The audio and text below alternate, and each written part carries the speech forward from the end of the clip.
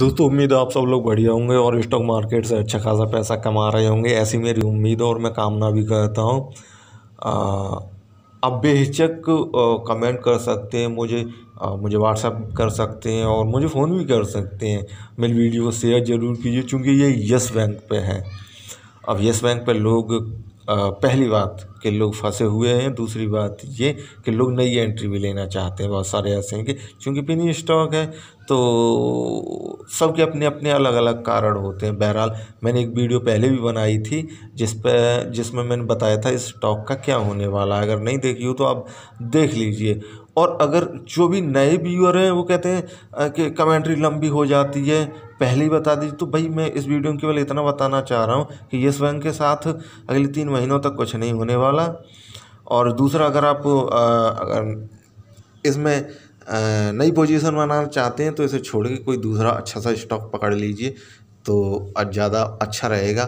अब जब ये चीज़ें तो उन लोगों के लिए कि भैया आए और गए लोगों के लिए, लेकिन जो लंबी और अच्छी बात है वो मैं आगे डिस्कस करूँगा आपके साथ। जैसे कि कल ये 13 रुपये 25 पैसा पे इसने क्लोजिंग दी, ठीक है। इसका हाई 13 रुपये 40 पैसा था और इसका 52 वीक का हाई 52 वीक का लो 11 रुपये 10 पैसा था। अब 13 और 11 रुपया को आप दिमाग में रखिए। हालांकि मैं बहुत कुछ उस वीडियो में बता चुका हूँ, लेकिन 13 और 11 रुपया को आप ध्यान में रखिए और देखिए कि कल क्या हुआ। कल इसने कुछ खास नहीं किया तो उस पर बोलने की कोई ज़्यादा ज़रूरत नहीं है। बस जैसा मार्केट गिरा था ये स्टॉक भी गिरा, ऊपर नीचे होता रहा और फाइनल क्लोजिंग दे दी। बस अब इस पर बोलने के लिए क्या है, कुछ नहीं है। अब जैसे कि मैंने लास्ट वीडियो बनाई थी तो कुछ पॉजिटिव न्यूज़ें आई थी, जैसे कि अभी आपने देख Q4 या का रिजल्ट कुछ रिकवरी भी की थी बैंक ने और RBI ने भी कुछ रूल बदले थे। मीन्स ये चीज़ें तो आप सबको मालूम ही होगी। अब ऐसे में लोगों ने एंट्री लेना चाहते हैं और जो लोग फंसे हुए हैं वो इस उम्मीद में कि नहीं स्टॉक ऊपर की तरफ मूव करेगा, तो जो होना जो उसके साथ होने वाला स्टॉक के साथ वो मैंने पहले ही बता दिया।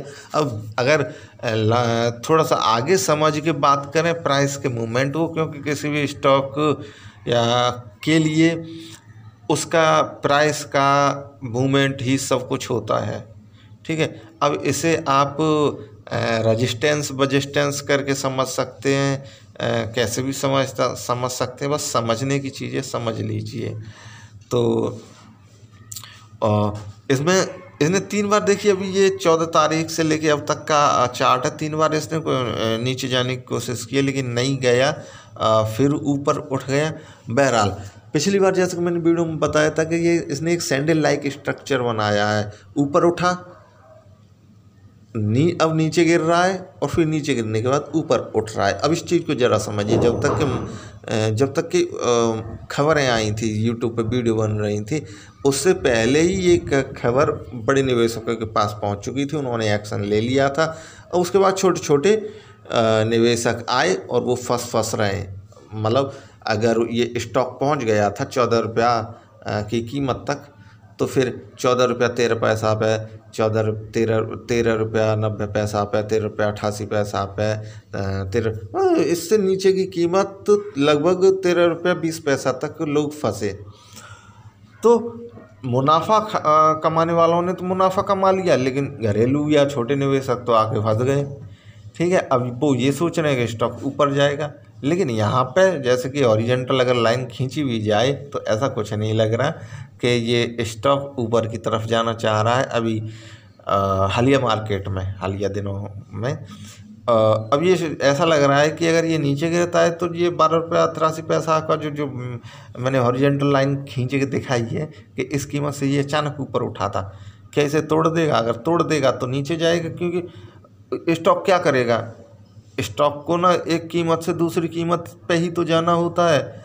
अब हमने कोई किसी कीमत को मान के रखा है, मान लीजिए 12 रुपये 83 पैसा को किसी भी कारण से हमने मान के रखा है। अब ये स्टॉक क्या करेगा, 12 रुपये 83 पैसा से या तो ऊपर जाएगा या नीचे जाएगा। अगर इसे छू जाएगा तो हम ये समझेंगे कि भैया हाँ ये स्टॉक नीचे जा रहा है, और अगर इसे नहीं छूता ऊपर ही चला जाता है तो हम कहेंगे ना ना ना हम गलत ही सोच रहे थे, स्टॉक ऊपर ही जाएगा, आप ट्रेंड में मार लीजिए हाथ, मतलब एंट्री कर लीजिए। तो एंट्री करने का फ़िलहाल कोई सही समय नहीं है इसमें। और आगे अगले 3 महीनों तो मेरे हिसाब से कुछ भी कोई खास नहीं होने वाला, बस ये स्टॉक ऐसा ही पड़ा रहेगा, इसी कीमत पे पड़ा रहेगा, ऊपर नीचे मूव होता रहेगा। सो इसीलिए क्योंकि बहुत सारे लोग किसी आस में आते हैं लेकिन फंस जाते हैं। बहरहाल आप सुरक्षित रहिए, घर पर रखिए, कोई भी क्वेरी आप पूछ सकते हैं। Thank you. मार्केट में हमेशा अच्छे स्टॉक चुनिए जो प्रॉफिटेबल हों और प्रोडक्टिव हों। बाकी आप खुद समझदार हैं, फाइनल डिसीजन आपका है।